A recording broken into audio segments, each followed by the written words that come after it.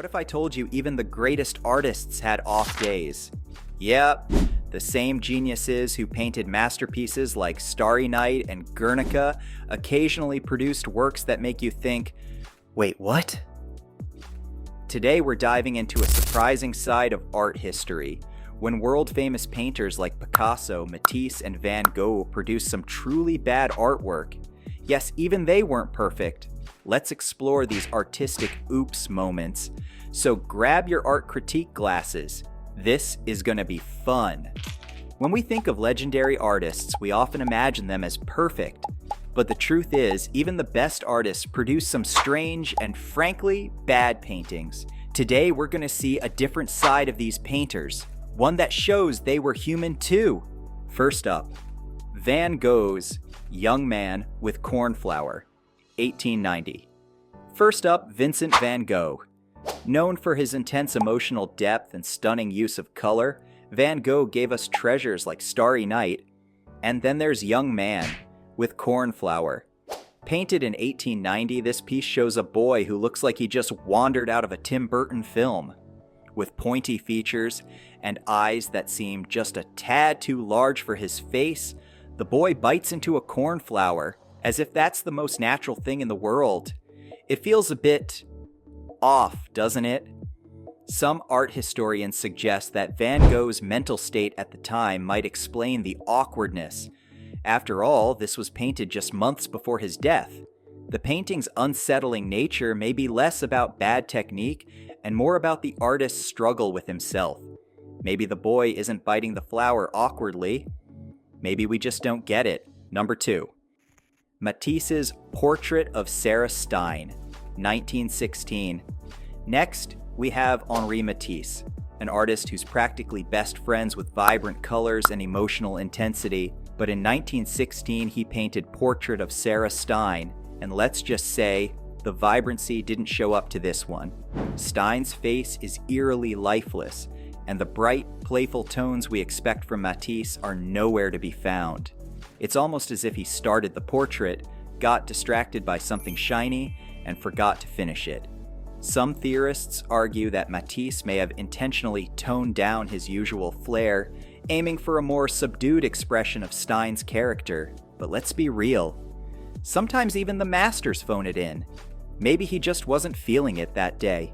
Number 3. Picasso's Fillette à la corbeille fleurie, 1905.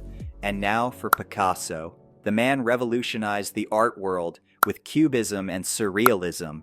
But his 1905 painting Fillette à la corbeille fleurie, Girl with a Flower Basket, not so much a revolution, more like a, what's happening here?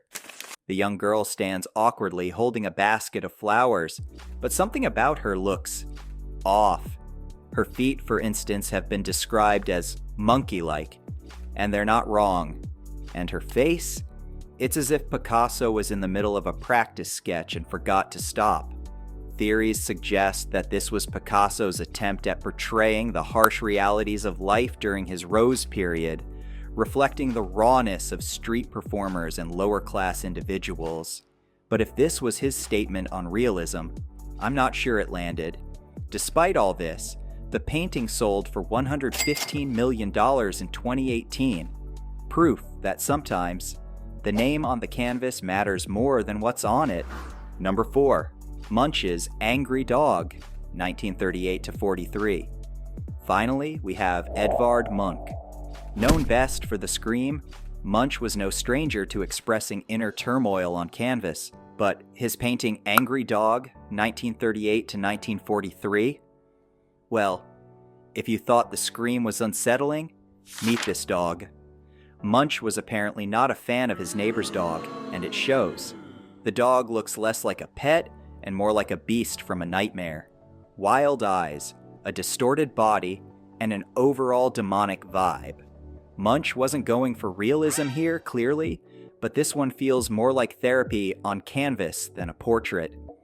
Some theorists argue this was Munch's way of channeling his frustration, using the dog as a symbol for something much darker. But hey, who hasn't wanted to paint a terrifying portrait of their neighbor's annoying pet?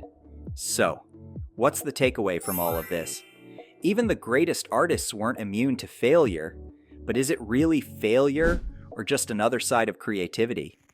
Art is about taking risks, pushing boundaries, and sometimes those risks fall flat. Van Gogh, Matisse, Picasso, Munch, they all had moments where their creativity outpaced their execution, but that's what makes their work exciting. Maybe these paintings weren't their best, but they remind us that even legends can have bad days. And honestly, if this is what a bad day looks like for them, we're still miles behind. If you enjoyed learning about these interesting oops moments in art history, stay tuned.